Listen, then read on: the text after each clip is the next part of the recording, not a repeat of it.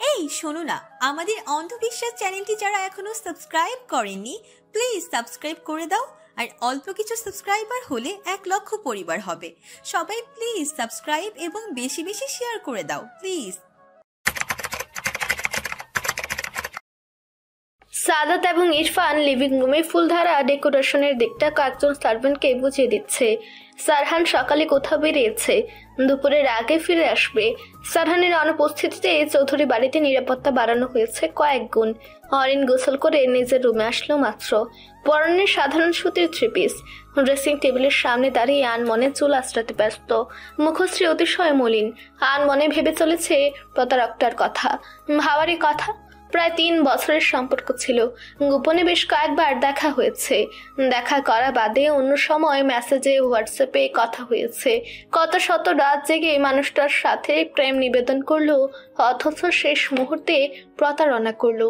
কয়েকদিন আগেও স্বাভাবিকভাবে কথা বলেছিল মানুষটা, কিন্তু এখন যোগাযোগের কোনো রাস্তা রাখেনি। নাম্বার, ফেসবুক আইডি সবকিছু বন্ধ করে দিয়েছে। অরিন এখন বুঝছে সে বড় ভুল করেছে। এই ভুলের মাসুল দিতে হবে। নিজের উপর দিয়ে ঝড় বয়ে যাক, তবু সে পরিবারের কাউকে বলবে না তার জীবনের সবচেয়ে তিক্ত অভিজ্ঞতা। মানুষ ভুল করে আবার শুধরেও নেয়। সে শুধরে নিচ্ছে বাবা মায়ের সম্মতিতে বিয়ে করে। অরিন, আমি তোমাকে ভালোবাসি না। গত 3 বছর ধরে তোমাকে ভালোবাসার অভিনয় করে গিয়েছি। আজ থেকে তোমাকে আমি মিথ্যা ভালোবাসার মোহ থেকে মুক্তি দিলাম। ভালো থেকো, আর আমার সাথে যোগাযোগ করার চেষ্টা করো না। অরিনের ফোনে সপ্তাহখানেক আগে শেষবারের মতো মানুষটার মেসেজ এসেছিল। তারপর অনেকবার চেষ্টা করেছে মানুষটার সাথে যোগাযোগ করার, কিন্তু পারেনি। তা হঠাৎ মনে পড়তেই তাচ্ছিল্য করে হাসলো সে। আপু, রাহাত ভাইয়ার কথা ভেবে হাসছো? রাহা এক্ষুনি এত প্রেম, 2 দিন পর দেখা যাবে ভাইয়া ছাড়া কিছুই বোঝে না। অরিত্রিকার খোঁচা মারা কণ্ঠস্বর কর্ণকুহরে প্রবেশ করতেই অরিনের হাসি সংকুচিত হয়ে আসে। ড্রেসিং টেবিলের উপর চিরুনি রেখে সহসা পিছু ফিরে তাকায়। নিজেকে সামলে স্বাভাবিকভাবে বলে ওঠে, তেমন কিছু না, একটা জোকারের কথা ভেবে হাসছিলাম। অরিত্রিকা তন্দ্রচ্ছন্ন ঢুলো ঢুলো চক্ষুদয় ডোলে হেলে দুলে ধাপ করে বাবু হয়ে বসে অরিনের বিছানায়। হামি তুলে বলে ওঠে, আমাকেও জোকারের কাহিনী শোনাও আপু, তোমার সাথে তাল মিলিয়ে আমি একটু হাসি। আজকাল মাথায় একজন ছাড়া অন্য কিছু আসছে না। সেই একজনটা কে শুনি? অরিনের সন্দেহ বাতিক স্বর। মৃজগল বাকি অরিত্রিকার দিকে এগিয়ে আসে। অরিত্রিকা পিটপিটিয়ে চায়ে ক্যাবলা মার্কা হেসে বলে ওঠে, কোন একজন? একটু আগে বললি কেউ একজন ছাড়া অন্য কেউ মাথায় আসছে না। আরে কেউ একজন বলতে লেভিকে বুঝিয়েছি। বেচারা তোমার বিয়ের কারণে শান্তি মতো বাড়িতে চলাফেরা করতে পারছে না। কেন? তোর বিড়ালকে মেহমানরা ইফটিজিং করছে? আমি কখন বললাম ইফটিজিং করছে? অরিত্রিকা থতমত খেয়ে গোল গোল চোখ করে তাকে বলল। অরিনের সন্দেহ গাঢ় হলো। এই মেয়ে ভাবসাব 2 দিন ধরে সন্দেহজনক লাগছে। নিশ্চয়ই কোনো ঘাপলা করেছে। এই মেয়ে আবার প্রেম করছে না তো, তাই এমন উদ্ভট কাণ্ড করে বেড়াচ্ছে। সন্দেহ বাতিক কণ্ঠে বলে ওঠে, কার প্রেমে পড়েছিস? অরিত্রিকার ঘুম উবে গেল, হাঁক চুকে গেল একটু। কোনোভাবেই তার মনে চলমান অনুভূতির ঠাউর করতে দেওয়া যাবে না। নিজেকে সামলে দৃঢ় কণ্ঠে বলল, ওই কার প্রেমে পড়েছি? তুমি তো আমাকে চেনো, আমার দ্বারা প্রেমে পড়া সম্ভব? তোর দ্বারা যেহেতু বাবাকে ব্ল্যাকমেল করা সম্ভব, সেহেতু প্রেমে পড়াও সম্ভব। এবার বল ছেলেকে, কোন গোলামের পুতের প্রেমে পড়েছিস? অরিত্রিকার ফান্দে পড়িয়া বকা কান্দে তেমন অবস্থা হয়েছে। মুখশ্রী থমথমে হয়ে গেল। বিড়বিড় করে বলল, আমের পুত নয়, আরশাদ চৌধুরীর পুত হবে আপু। ওই বেটা তোমার ভোলা ভালা ইনোসেন্ট বোনটাকে প্রেমের ফাঁদে ফেলেছে। এখন আমি প্রেমের কুকুর থেকে উঠতে পারছি না, কি করব এখন? অতঃপর নিজেকে স্বাভাবিক করে গোমরা মুখে বলে উঠল, তুমি আমাকে মিথ্যা দোষারোপ করছো। সত্যি আমি কোনো মিথ্যা দোষারোপ করছি না। তোর চোখ দেখে বোঝা যাচ্ছে তুই মিথ্যা কথা বলছিস। আমার চোখে কি ভেসে উঠেছে আমি অমুকের পুতের প্রেমে পড়েছি? আজ এরা লজিক বাদ দাও। অরিত্রিকা মেকি রাগ দেখিয়ে বলল। অরিন কিছু বলতে যাবে বোনকে এমন সময় ইসমা বেগম হাস্যরত অবস্থায় রুমে প্রবেশ করলেন। 2 বোনকে একসাথে দেখে বোধহয় একটু বেশি ভালো লাগলো। ইসমা বেগম এগিয়ে এসে দাঁড়ালেন, হাস্যরত কণ্ঠে বললেন, 2 বোন দেখছি একসাথে, কি নিয়ে আলোচনা চলছিল দুজনের মধ্যে? অরিত্রিকা একগাল হেসে উত্তর দেয়, বিয়ে নিয়ে।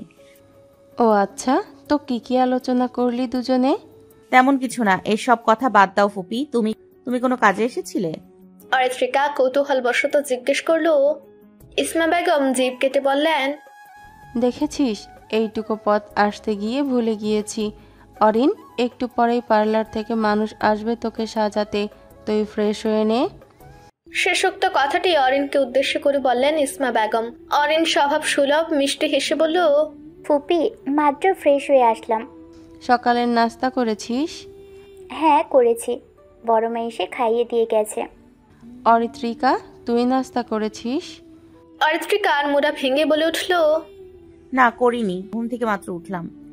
ইসমা বেগম অসন্তুষ্ট হলেন। অসন্তোষ প্রকাশ করে বললেন, দ্রুত ফ্রেশ হয়ে নাস্তা করে নে, আর লেভিকে খাবার দে, বেচারা কিচেনে গিয়ে খিদেতে ডাকছে। লেভির কথা ভুলে গিয়েছিলাম, আমার বেবিটা গতকাল রাত থেকে খায়নি। বেড়ালের বাচ্চা বেবি? আশ্চর্যের বিষয়। আশ্চর্যের বিষয় কেন? বিয়ে না হতেই বিড়ালের বাচ্চাকে মানুষের বাচ্চার মতো পালছিস। ভাবছি অরিনের বিয়েটা হয়ে গেলে তোরও বিয়ে দিয়ে দিব, তাহলে বছর ঘুরতেই বাচ্চা কাচ্চা হয়ে যাবে, তখন নিজের বাচ্চাকে লালন পালন করবি। অরিত্রিকা একটু লজ্জা পেয়ে বলল, তুমিও না ফুপি, আমার বয়স হয়নি বিয়ে করে বাচ্চা লালন পালন করার। ইসমা বেগম হেসে বললেন, তোর বয়সে আমিও বলেছিলাম এই কথা, তারপর হঠাৎ করে বিয়ে হয়ে গেল, বছর ঘুরতেই ইরফান জন্ম নিল। ধ্যাত ফুপি, কি সব বলো? আমার লজ্জা লাগছে তোমার কথা শুনে। আমি গেলাম নিচে, তুমি আপুকে শোনাও তোমার বিয়ের কাহিনী। অরিত্রিকা লজ্জা মিশ্রিত কণ্ঠে কারে বলে বিছানা থেকে নেমে ছুট লাগালো লিভিং রুমের দিকে। ইসমা বেগম এবং অরিন শব্দ করে হেসে উঠল তা দেখে। সকাল পেরিয়ে দুপুর হয়েছে। মেহমানরা সময় অনুযায়ী চৌধুরী নিবাসে দাওয়াত কবুল করতে এসেছে। বাহিরে তেমন কোনো মেহমান নেই বললেই চলে। আরশাদ সাহেব এবং আজমল সাহেবের পরিচিত গুটি কয়েক লোক, অরিনের 2 ফ্রেন্ড, অরিত্রিকার 4 ফ্রেন্ড, সারহানের পরিচিত কয়েকজন এবং ইনা, নাবির। তো আমাকে সাথে বেগম ইনভাইট করেছে। তার কারণ হলো তামাকে তিনি দীর্ঘদিন ধরে চেনেন। অরিত্রিকা নিজের রুমের বিছানার উপর বসে সাজগোজ করছে। পুরো বিছানায় সাজগোজের জিনিসপত্র ছড়ানো ছিটানো, সেদিকে তার বিন্দু মাত্র ভ্রুক্ষেপ নেই। আগে সাজগোজ, তারপর বিছানা পরিপাটি করা। সকাল পেরিয়ে দুপুর হয়ে এসেছে, কিছুক্ষণ পরে বরপক্ষ চলে আসবে। তাই সময় নষ্ট না করে তাড়াতাড়ি নিজের সাজ ঠিক করতে ব্যস্ত। অরিত্রিকা দীর্ঘক্ষণের সাজগোজের সমাপ্তি ঘটিয়ে সম্পূর্ণ তৈরি হয়েছে, শুধু লিপস্টিক দেওয়া বাকি। তার পরনের পাকিস্তানি 3 পিসের রঙের সাথে ম্যাচিং করে নুড পিঙ্ক কালারের লিপস্টিক ঠুটে দিল। অতঃপর নিজের বিছানার উপরে ছড়িয়ে থাকা সাজগোজের জিনিস গুছিয়ে ড্রেসিং টেবিলের উপর রেখে আসলো। ঐত্রিকা, তোর সাজগোজ হলো? অরিনাপুর কিন্তু সাজা অলরেডি ডান। ইশরা কথাটি বলতে বলতে ধপাধপ পা ফেলে রুমে প্রবেশ করলো। অরিত্রিকা পরনের ওড়না ঠিক করে বলল, আমারও হয়ে গেছে। রাত ভাইয়া রওনা দিয়েছে? এখনো দেয়নি, কিছুক্ষণের মধ্যে রওনা দিবে। ও তোকে দেখতে হ্যাপি লাগছে ইস্যু। অরিত্রিকা ইশরাকে পরখ করে মৃদু হেসে বলে উঠল। ইশরার পরনে মেরুন রঙের পাকিস্তানি 3 পিস। অরিত্রিকা এবং ইশরার ড্রেসের ডিজাইন প্রায় একরকম। গত বছর ঈদে আরশাদ সাহেব অরিন, ইশরা এবং অরিত্রিকাকে সেম ডিজাইনের ড্রেস কিনে দিয়েছিলেন। ইশরা উৎফুল্ল হয়ে বলল, তোকেও অসম্ভব সুন্দর লাগছে। তাড়াতাড়ি চলো ঋত্রি, বিয়ের গেট ধরবো। বোন আকদ হচ্ছে। তাতে কি, গতকাল রাতে হলুদ মেহেদি হয়েছে, তাই আজকে গেটের রাহাত ভাইকে ধরবো। তারপর টাকা নিয়ে মালামাল হয়ে যাব। ওই যে হাউসফুল 4 মুভি সং মালামাল সোরিংয়ে, ওই গানে রাতে নাচবো। ঠিক আছে চল, আজকের মিশন টাকা লুট করার মিশন। কথাটি বলে অরিত্রিকা হাসতে লাগলো। অরিত্রিকার সাথে তাল মিলিয়ে হাসলো ইশরাও। 2 পেট নিয়ে হাসা বাদ দিয়ে দ্রুত নিচে যা। সাদাতের কণ্ঠস্বর কর্ণকুহরে প্রবেশ করতেই দুজনের হাসি তৎক্ষণাৎ থেমে গেল। উৎসুক ভাবে নিয়ে তাকালো রুমের দরজার দিকে। সাদাত অদ্ভুত চোখে তাদের দিকে তাকিয়ে আছে। ইশরা কটমট করে বলল, তুই পেতনা। সাদাত হতভম্ব হয়ে গেল। প্যাতনা? এটা আবার কেমন জেন্ডার? কোনোদিন এমন নাম শুনেনি সে। বিস্মিত কণ্ঠে বলে ওঠে, পেতনি কি? ইশরা মুখ বাঁকিয়ে বলল, পেতনির মেল ভার্সন। আগে আমি ভাবতাম তোর ব্যাকরণের নাম্বার এত কম কেন। মাথা মোটা কথাটার। সাদুর বাচ্চা। টমেটো। অরিত্রিকার মেজাজ বিগড়ে গেল। ধমকে বলল, চুপ কর, নয়তো তোদের দুজনের মাথায় কাঁঠাল ভাঙবো। সাদাত মুখ গোমরা করে বলল, কাঁঠাল এখনো পাকেনি। কতদিন ভেবেছি শুধু দেখবো যে তোমায়, ক্লান্তহীন তুমি ছিলে আমার কল্পনায়, সেই ছবি উঠলো ভেসে চোখেরই পাতায়, আমি শুধু চেয়েছি তোমায়, আমি শুধু চেয়েছি তোমায়। অরিত্রিকা আনন্দিত ভঙ্গিতে গুনগুন করে গান গাইছে। কিছুক্ষণ আগে ইশরাকে কৌশলে লিভিং রুমে পাঠিয়ে একেবারে লুকিয়ে ছড়িয়ে ঢুকে পড়েছে সারহানের রুমে। আজকের দিনটা স্পেশাল, আর স্পেশাল দিনে একটু স্পেশাল পারফিউম ইউজ করায় দুষ্কি। তবে শর্ত একটাই, সেটা হতে হবে সকলের অগোচরে, তবেই না মজা। সারহানকে এতদিন সহ্য করতে পারেনি সে, কিন্তু তার ড্রেস আপ আর পারফিউম সে তো বরাবরই অপছন্দ করতে পারেনি, বরং গোপনে বেশ পছন্দ করত। তবে সেটা প্রকাশ করলে মানসম্মান থাকে। আজ যেহেতু সারহান বাড়িতে নেই, ধরা পড়ার ভয়ও নেই, আর এটাই তো মুখ্যম সুযোগ। সুযোগ হাতছাড়া করা কি সাজে? অরিত্রিকা মজা নিতে নিতে হাত বাড়িয়ে নিয়ে নেয় লুরি ক্যানেল পারফিউম। জেন্টস পারফিউম হলেও এই তীব্র গন্ধ তার ভীষণ প্রিয়। নির্দ্বিধায় নিজের ড্রেসে উদারভাবে ছড়িয়ে দেয় সুবাস। কাজ শেষ হলে যত্ন করে ঠিক আগের জায়গাতেই পারফিউম রেখে দেয়। তারপর আয়নার সামনে এক ঝলক নিজেকে দেখে মুচকি হাসে। অতঃপর চঞ্চল পায়ে দৌড়ে নিচে যাবে, 2 কদম যেতেই থমকে দাঁড়ায়, ভয়ে হাঁক চুকিয়ে যায়। সামনে দণ্ডায়মান সারহান প্যান্টের পকেটে 2 হাত গুজে বাক্যে টান করে ভ্রুযুগল বাঁকিয়ে তার দিকে তীক্ষ্ণ দৃষ্টিতে তাকিয়ে আছে। আমার রুমে পারমিশন বাদে ঢুকে আমার পারফিউম ইউজ করছিস? তোর সাহস বেশি হয়ে গেছে। ভরাট কণ্ঠস্বর কর্ণকুহরে প্রবেশ করতেই অরিত্রিকা হাঁক চুকিয়ে যায়। এদিক ওদিক তাকিয়ে মিনমিন করে বলে, আসলে আমার পারফিউম শেষ হয়ে গিয়েছিল, তাই ভাবলাম। ভাই, ভাবলি আমার পারফিউম ইউজ করবি? সারহান গাম্ভীর্য ভাব নিয়ে বলে উঠল। অরিত্রিকা হাস্যর ভান করে বলল, একদম ঠিক ধরেছেন। ইশরা, অরিন আপুর সবার পারফিউম লেভি কোথাও ফেলে দিয়েছে, তাই আপনার রুমে এসেছিলাম পারফিউম ধার নিতে। সারহান অতীব আশ্চর্যের সহিত তাকালো। হেমি বলে কি, পারফিউম ধার নিতে এসেছে? বিরক্তির সূচক শব্দ করে দৃঢ় কণ্ঠে বলল, আমাকে তোর গাধা মনে হয়? তুই লেভির নামে মিথ্যা অপবাদ দিবি, আমি সেটা বিশ্বাস করে নেব? আর কি বললি, পারফিউম ধার নিতে এসেছিলি? হ্যাঁ, তোর মাথায় আদৌ ঠিক আছে নাকি মেন্টাল হয়ে গেছিস? অরিত্রিকার মুখখানা চুপসে গেল। ভেবেছিল এই দফায় অন্তত রেহাই পাবে, কিন্তু তার হলো কই। এত অপমান শোনার থেকে সত্যি বলে দেওয়া ভালো। মুখ গোমরা করে বলল, আমার নিজের পারফিউম ইউজ করতে ভালো লাগছিল না, তাই আপনার পারফিউম ইউজ করতে এসেছিলাম, কারণ আপনার পারফিউমের সুবাস আমার ভালো লাগে। আর আমাকে? সারহান কণ্ঠস্বর খাদে নামিয়ে অতি শান্ত এবং স্বাভাবিক কণ্ঠে শুধায়। অরিত্রিকা চকিত দৃষ্টিতে তাকায় শ্যামা মানবের দিকে। মানুষটি কেমন উৎসুক গাঢ় চাহনিতে তার দিকে তাকিয়ে আছে। সে একটু লজ্জা পায়, অন্যত্র তাকিয়ে ধীর কণ্ঠে বলে, জানি না। সারহান তার সূক্ষ্ম দৃষ্টিতে অরিত্রিকাকে খুঁটে খুঁটে পরখ করছে। হালকা গোলাপি আর মেরুনের মিশালে 3 পিস পরে আছে সে। মুখশ্রীতে কৃত্রিম সাজের মৃদু ছোঁয়া, খোলা চুল এলিয়ে আছে পিঠ বেয়ে, মেহেদির লালিমায় রাঙানো হাতখানা ছুরির রিনিঝিনিতে সজীব, কানে ছোট স্টোনের দোল, গলার সরু চেইন, সব মিলিয়ে যেন অনন্য শোভা ছড়িয়ে আছে মেয়েটির অস্তিত্বে। এই মেয়ের নিভৃত সুধার এমন আকস্মিক আবির্ভাবের সারহানের গলা শুকে আসছে। কেমন যেন বেসামাল লাগছে নিজেকে। মুহূর্তে নিজের ভেতরে অস্থির ঢেউ খেলে যায়। দ্রুত চোখ বন্ধ করে নেয় সে, যেন সেই মোহময় বিভ্রম থেকে নিজেকে সামলে নিতে পারে। দীর্ঘশ্বাস টেনে স্বাভাবিক হওয়ার চেষ্টা করে। এই মেয়েটার মোহনীয় সৌন্দর্য দেখে সে বেসামাল হয়ে যাচ্ছে। একটু আগেই মনে হয়েছিল আর একটু হলে সে নিজেকে হারিয়ে ফেলতো, উল্টাপাল্টা কিছু করে বসতো। প্রেমিক মন কেন এত ছন্ন ছাড়া হয়ে যাচ্ছে? সে শ্বাস টেনে নিল, চক্ষুদয় বন্ধ করলো। অরিত্রিকা সারহানের অস্বাভাবিক আচরণ দেখে কিঞ্চিত উদ্বেগ নিয়ে বলে ওঠে, সারহান ভাই, আপনি ঠিক আছেন? তার স্বরে চিন্তার ছোঁয়া স্পষ্ট, অথচ সারহান এখনো নিজের নিয়ন্ত্রণ ফিরে পেতে লড়ছে। মেয়েলি কণ্ঠস্বর কর্ণকুহরে প্রবেশ করতেই চক্ষুদয় খুলে ফেলে সারহান। অন্যত্র তাকে সংযত কণ্ঠে বলে উঠল, হ্যাঁ ঠিক আছি, নিচে যা তুই, কুইক। সত্যি আপনি ঠিক আছেন তো? ঠিক আছে আমি, নিচে যা।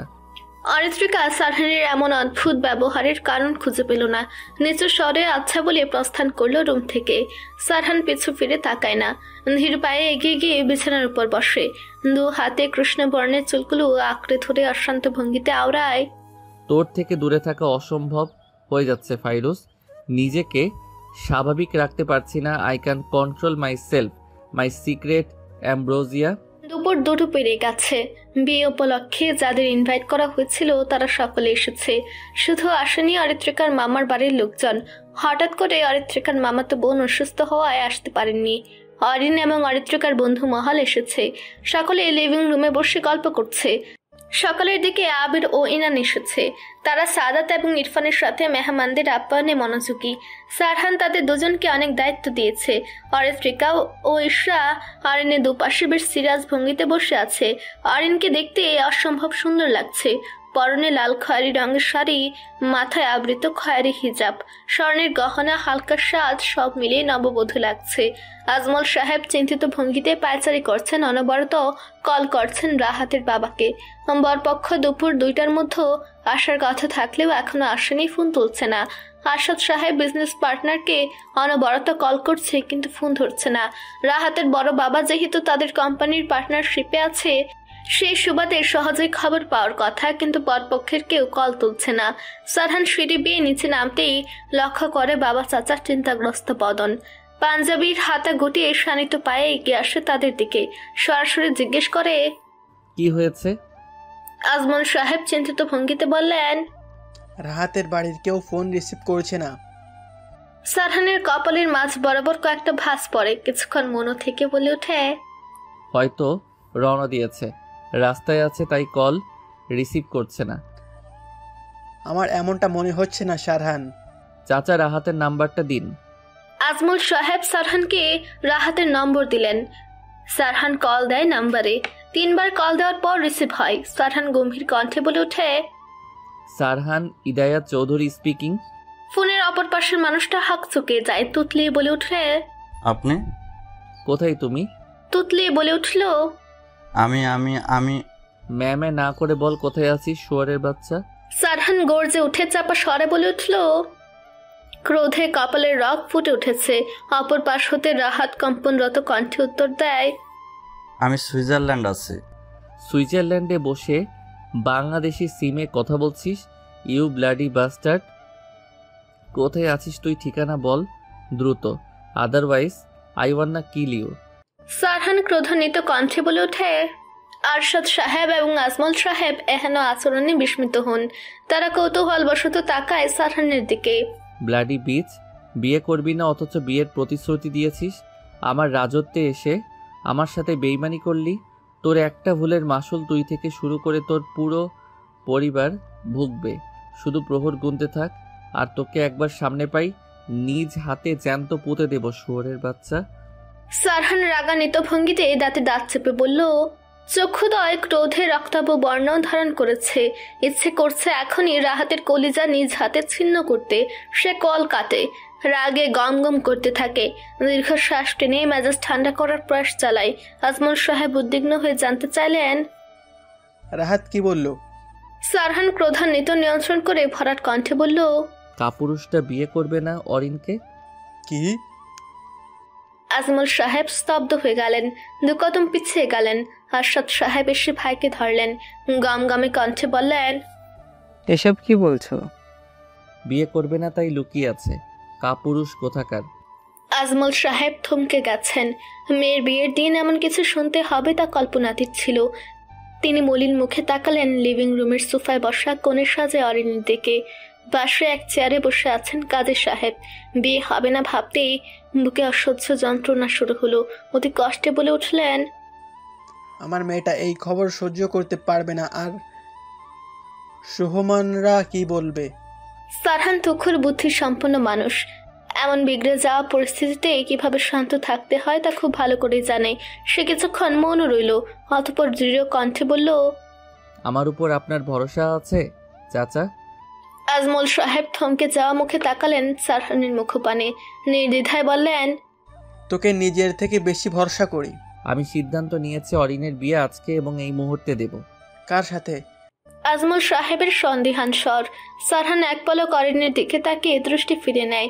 পুনরায় বাবা চাচার দিকে তাকিয়ে দৃঢ় কণ্ঠে বলল, আবিরের সাথে। আজমল সাহেব আরেক দফা চমকে গেলেন। থমথমে গলায় সরাসরি জানালেন, রাজনীতিতে যুক্ত এমন ছেলের সাথে আমরা মেয়ের কখনো বিয়ে দিব না। তাহলে ইরফানের সাথে বিয়ে দিন, বাড়ির মেয়ে বাড়িতে থাকবে, চোখের সামনে থাকবে, সবারই ভালো লাগবে। সারহান ফিচেল হেসে প্রত্যুত্তর করে। আরশাদ সাহেব এবং আজমল সাহেবের মুখ নেগুড়ো অন্ধকারে ঢেকে যায়। দুজনে ভীষণ চিন্তিত হয়ে পড়েন। আজমল সাহেব নিজের সিদ্ধান্তে অটল, তিনি আবিরের সাথে কখনো বিয়ে দেবে না। রাজনীতি করা মানুষ পছন্দ হলেও মেয়ের জামাই হিসেবে পছন্দ নয়। দরকার হলে তার বন্ধুর ছেলের সাথে বিয়ে দিবে, তাও আবিরের সাথে দিবে না। চৌধুরী নিবাসে সকাল থেকে দুপুর পর্যন্ত বিয়ের আনন্দে উচ্ছ্বসিত এবং আমোদিত ছিল। বাড়ির সদস্য ও মেহমানদের পদচারণায় মুখরিত হয়ে উঠেছিল, কিন্তু এখন তেমন আবহাওয়া আর নেই।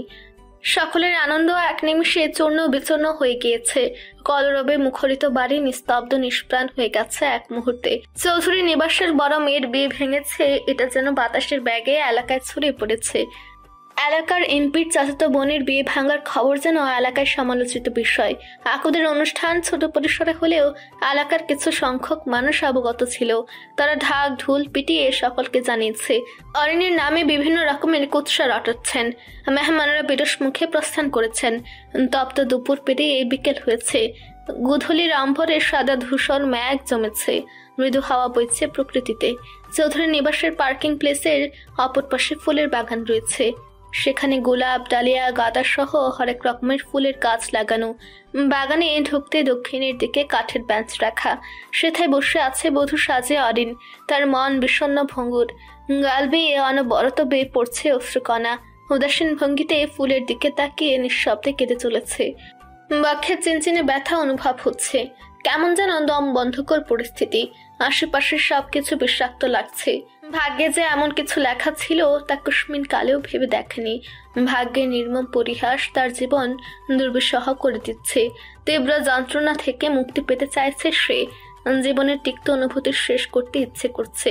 নিজের জীবন নাশ করলে এই অবর্ণনীয় যন্ত্রণা থেকে মুক্তি পাবে। অসহনীয় যন্ত্রণায় বক্ষ ফেটে আসছে। ইচ্ছে করছে চিৎকার করে নিজের ভেতরে জমা ব্যথার পাহাড় উগড়ে দিতে, কিন্তু পারছে না। অরিন এসব ভেবে হু হু করে কেঁদে উঠল। যাকে সে মন থেকে চাইলেও তাকে সে পেল না। যাকে সে আঁকড়ে ধরে বাঁচতে চাইলেও সেই মানুষটাও তাকে একা করে দিল। অরিন। পুরুষালীর শান্ত ও হিম শীতল পরিচিত কণ্ঠস্বর শ্রবণ ইন্দ্রিয়ে প্রবেশ করলো। অরিন খানিকটা কেঁপে উঠল। অশ্রুসিক্ত চক্ষুদয় উঁচিয়ে মলিন মুখে দৃষ্টিপাত করলো সামনে। দণ্ডায়মান মানবটির গম্ভীর মুখপানে দৃষ্টি স্থির করলো। তৎক্ষণাৎ কান্না থেমে গেল। দু হাতের তালু দ্বারা গাল বেয়ে পড়া নোনা জল মুছে নিল দ্রুত। ভেজা মলিন কণ্ঠে বলল, আপনি কিছু বলবেন? আবিরের তীক্ষ্ণ দৃষ্টি নিবদ্ধ অরিনের ক্রন্ধনরত ফুলা লালচে মুখপানে। সে বুঝতে পারে মেয়েটি এতক্ষণ সকলের থেকে দূরে এসে নিজের মাঝে চলমান কষ্ট কেঁদে নিবারণ করছিল। একজন মেয়ের বিয়ে ভাঙলে সমাজের মানুষ কতটা খারাপ কথা বলে তা জানা সকলের। এসব ভেবে তপ্ত শ্বাস ফেলে। অতঃপর শান্ত কণ্ঠে বলে ওঠে, তোমার বাবা ভেতরে ডাকছে। অরিন মলিন কণ্ঠে উদ্বিগ্নতার সহিত বলে উঠল, আম্মু আপু ঠিক আছে তো? দুজনেই ঠিক আছে। আন্টির অবস্থা আগের থেকে বেটার আছে। আজমল আঙ্কেল তোমার সাথে কিছু কথা বলবেন। সাথী বেগম মেয়ের বিয়ে ভাঙার জন্য অতিরিক্ত চিন্তায় এবং কাদার ফলে অসুস্থ হয়ে গিয়েছিলেন। প্রেশার বেড়ে গিয়েছিল অনেক। ডাক্তার বাড়িতে এসে চিকিৎসা দিয়ে গেছেন। আজমল সাহেব চিন্তিত। তিনি যেন পণ করেছেন মেয়ের বিয়ে আজ দিবেন। তাই সেসব নিয়ে লিভিং রুমে আলোচনা চলছে, আর কাজী সাহেবকে এক প্রকার ধমকি দিয়ে বসিয়ে রেখেছেন। হরেন নেত্র পল্লব ছাপটে ভেজা কণ্ঠে শোধায়, কি কথা বলবে আপু? আবিরের সোজা সাপটা উত্তর, নিজে গিয়ে জিজ্ঞাসা করো, আমি জানি না কি নিয়ে কথা বলবে। আপনি মিথ্যা বলছেন আবির, আপনি সব কিছু জানেন, বলুন কেন ডাকছে? সত্যি আমি কিছু জানি না। আপনি আব্বুকে গিয়ে বলুন আমি একা থাকতে চাই এখন, আমার যেন কেউ অযথা ডিস্টার্ব না করে। আমি তোমায় ডিস্টার্ব করেছি? আবির বিস্মিত কণ্ঠে বলল। অরিন অন্যত্র দৃষ্টিপাত করে ভেজা কণ্ঠে বলল, হ্যাঁ। আবির আড়াল করলো না কথাটা, স্বাভাবিকভাবে বলল, আঙ্কেল ওনার বন্ধুর ছেলের সাথে তোমার বিয়ে ফিক্সড করতে চাইছেন, হয়তো তোমার থেকে মতামত জানবেন, তুমি রাজি কি না? অরিন একটু থমকালো। আবার বিয়ে নাটক শুরু হয়েছে। অসহ্যকর লাগছে। আজকের পরিস্থিতি তাকে স্বাভাবিক থাকতে দিচ্ছে না, জীবন দুর্বিষহ বানিয়ে দিয়েছে একদম। এসব ভেবে টুপটাপ করে অশ্রুকণা গাল বেয়ে পড়লো। আবার লক্ষ্য করলো নিষ্প্রাণ ভঙ্গিমায় বসে থাকা ভঙ্গুর মনের রমণীকে। গভীর গাঢ় সে চাহনি। মন একটু বিচলিত হলো। পরক্ষণে সামলে স্বাভাবিকভাবে বলল, যদি তুমি রাজি থাকো তাহলে আঙ্কেল আজকে রাতের মধ্যে তোমার ও মিনহাজের আকদ করিয়ে রাখবেন, আর কয়েকদিন পরে রিসেপশন। আবিরের কথা শেষ হওয়ার পূর্ব মুহূর্তে অরিন হঠাৎ নিশ্চল প্রাণহীন কণ্ঠে বলে ওঠে, আবির বিয়ে করবেন আমায়? লাল টুকটুকে বউ বানিয়ে নিয়ে যাবেন আপনার বাড়িতে? আমাকে তিক্ত জীবন থেকে মুক্তি দিবেন? আবির স্তব্ধ এবং নির্বাক হয়ে গেল। চমকিত সত্তা নিয়ে বিস্ফোরিত দৃষ্টিতে তাকালো অরিনের দিকে। মেয়েটি তার দিকে আকুলতা আশা নিয়ে তাকিয়ে আছে। মুখশ্রী মলিন ফ্যাকাশে, পূর্বের সাজগোজ নষ্ট হয়ে গেছে। লিপস্টিক কাজল লিপটে একাকার অবস্থা। তবু মেয়েটিকে কেন যেন মায়াবী লাগছে। তার অন্তঃকোণ অশান্ত হয়ে ওঠে। বিচলিত ভাব বইতে থাকে মনের মাঝে। সেসব ভাবনা চেপে দৃঢ় কণ্ঠে বলে উঠল, কিসব বলছো? মাথা ঠিক আছে তোমার? অরিন ওষ্ঠ এলিয়ে হাসে। বিষাদগ্রস্ত সেই হাসি। চক্ষুদয় মুছে হাসি বজায় রেখে বলল, 2 বার আকস্মিক ধাক্কা খেয়ে আমি বোধহয় পাগল হয়ে গেছি। নয়তো যে মেয়ে হয়ে একটা ছেলেকে কোন স্বাভাবিক মেয়ে বিয়ের প্রস্তাব দেয়? আবির নিষ্পলক চেয়ে রয় অরণ্যের দিকে। মেয়েটা সহজেই এই পরিস্থিতি থেকে বেরিয়ে আসতে পারবে না। সে তপ্ত শ্বাস ফেলে। আমার বন্ধুর ছেলের সাথে আজকেই অরিনের বিয়ে দেব। আর কোনো কথা শুনতে চাই না কারোর থেকে। সাথে বেগম অসুস্থ। চুপচাপ বসে আছেন লিভিং রুমের সোফায়। বাড়ির সকল সদস্য মন বেজার করে চেয়ারের কেউ বা সোফায় বসে আছে। সকলের মনোযোগ আপাতত বাড়ির ছোট কর্তা কর্তির দিকে।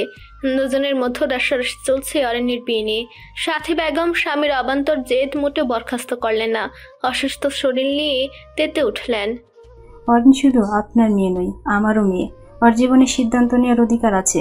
আমি যখন বলেছি আমার মেয়েকে আপনার বন্ধুর ছেলের সাথে বিয়ে দেব না। আজমল সাহেব নিজের সিদ্ধান্তে অটল। গমগমে কণ্ঠে বললেন, আমি যখন একবার বলেছি মিনহাজের সাথে অরিনের বিয়ে দেব, এ কথার কোনো নড়চড় হবে না। শাহাদাতকে বলছি আজকে ঘটনা, তাতে ওর কোনো আপত্তি নেই। অরিন যদি রাজি থাকে তাহলে আজই বিয়ে হবে। আমার মেয়েকে জোর করে বিয়ে দিলে আমি কিন্তু বাপের বাড়ি চলে যাব। বুড়ো বয়সে ছেঁকা দিও ও না সাথী। তুমি চলে গেলে আমি কার সাথে ঝগড়া করব? নির্লজ্জ লোক, বাড়ির মানুষের সামনে মুখে লাগাম টানুন। সাথী বেগম ঝাঁঝালো কণ্ঠে বললেন। আজমল সাহেব একটু বিব্রত বোধ করলেন আর চোখে তাকালেন সকলের দিকে। সকলের মুখ হাস্য মুখ ভার করার চেষ্টা করছে, যেন কিচ্ছুই শোনেনি। তিনি গলা খাঁকড়ে দিয়ে সিরিয়াস ভঙ্গিতে বললেন, আমার মেয়ে কখনো আমার কথা ফেলবে না। সাদাত, ইরফান, আগদের জন্য যা যা লাগে ব্যবস্থা করো। সাদাত এতক্ষণ নিশ্চুপ থাকলেও এখন আর পারল না। তেজটা স্বরে বলল, চাচা, যা যা লাগবে সব কিছু আছে। এখন বলুন, বিয়েটা কি আদৌ হবে? আপনার জেদ মেয়ের বিয়ে আজকের মধ্যে দিবেন, তাই বেচারা কাজী সাহেব জোর করে আটকে রেখেছেন। মানুষটা আপনার জ্বালায় না পারছে শান্তিতে বসতে, না পারছে বাড়িতে যেতে। আর কিছুক্ষণ এখানে কাজী সাহেব থাকলে আপনার এবং চাচির ঝগড়ায় আলু তুলবে। এই কথা শুনে চেয়ারে বসে থাকা কাদের সাহেবের মুখ জলজল করে উঠলেন। একটু আবেগ আপ্লুত হলেন। এত ঝামেলার মধ্যেও কেউ তাকে মনে রেখেছে, ভাবতে মন ভালো হয়ে গেল। দুপুর 12টা থেকে 5টা পর্যন্ত একটানা বসে থাকতে থাকতে হাত পা অবশ্যই আসছে। কি ফাঁসাতে পড়েছেন তিনি। এমপির চাচা এত খ্যাপাটে আগে জানতেন না। আজমল সাহেব থামথমে মুখে কাজী সাহেবের দিকে তাকালেন। পুনরায় দৃষ্টি ঘুরিয়ে একরোখা মনোভাব নিয়ে বললেন, যতক্ষণ বিয়ে হবে না ততক্ষণ কাজী সাহেব এখানে বসে থাকবেন। সাথী বেগম তেলে বেগুনে জ্বলে উঠলেন। রাগান্বিত দৃষ্টিতে তাকে বললেন, কাজী সাহেব, আমার মেয়ের বিয়ে ওনার পছন্দ করা ছেলের সাথে দেব না। আপনার নজরে কোনো 40 মেয়ে আছে? কাজী সাহেব ফরকে গেলেন। কৌতূহলবশত জানতে চাইলেন, কেন মা? উনি যখন বলেছেন বিয়ে না হওয়া পর্যন্ত আপনাকে যেতে দেবে না, আপনি বরং এক কাজ করুন, কোনো এক পাগলির সাথে ওনার বিয়েটা দিয়ে দিন। সাথী বেগম বিদ্রুপাত্মক স্বরে বলে উঠলেন। কাজী সাহেব থতমত খেয়ে গেলেন। আজমল সাহেবের মুখ থমথমে হয়ে গেল। আরশাদ সাহেব রাগ দেখিয়ে বললেন, তোমরা দুজনে চুপ করো। এতক্ষণ ধরে দুজনে ঝগড়া করে মতের মিল হয়নি? আমার মনে হয় আরিনের সাথে কথা বলা দরকার। দেখো মেয়েটা কি বলে। আজমল সাহেব এবং সাথী বেগম নিশ্চুপ হয়ে গেলেন। ইসমা বেগম ও তানিয়া বেগম আরশাদ সাহেবের কথায় সায় দিলেন। সারহানের উষ্ঠ কোণে রহস্যময় হাসি। চাচার সিদ্ধান্ত যখন নিমিষে ভেঙে যাবে তখন কেমন হবে? মুখখানা দেখার মতো থাকবে তো? সাদাত খেয়াল করলো সেই হাসি। অরিত্রিকার মেজাজ বিগড়ে গেছে। বাবার অহেতুক জেদে ভীষণ বিরক্ত সে তো জানে অরিনের মনের অবস্থা। 2 প্রতারকের পাল্লায় পড়ে তার বোন একদম ভেঙে পড়েছে। আবার বীর নাটক শুরু। আবির এবং অরিন বাড়ির দরজা দিয়ে ভেতরে প্রবেশ করলো। দুজনে একসাথে এসে দাঁড়ালো লিভিং রুমের মাঝ বরাবর। আজমল সাহেব মেয়ের দিকে তাকালেন। নিমেষেই যে যেন পানি হয়ে গেল। বক্ষ কাঁপলো। একটু চমকালেন। তার আদরের মেয়েটা ভীষণ কষ্ট পেয়েছে তা বুঝতে পারলেন। অরিনের বক্ষ দুরু দুরু কাঁপছে। বাবাকে কেন যেন ভয় পাচ্ছে। নিজের সিদ্ধান্ত কিভাবে পেশ করবে বুঝে উঠতে পারছে না। আজমল সাহেব কিছুক্ষণ মনো থেকে অরিনকে মিনহাজের কথা বলবে এমন সময় বাদ সাধলো আবির। নিয়মিত ভালোবাসার গল্প শুনতে এবং পড়তে আমাদের অন্ধবিশ্বাস চ্যানেলটি সাবস্ক্রাইব করে পাশে থাকা বেল আইকনটি ক্লিক করুন।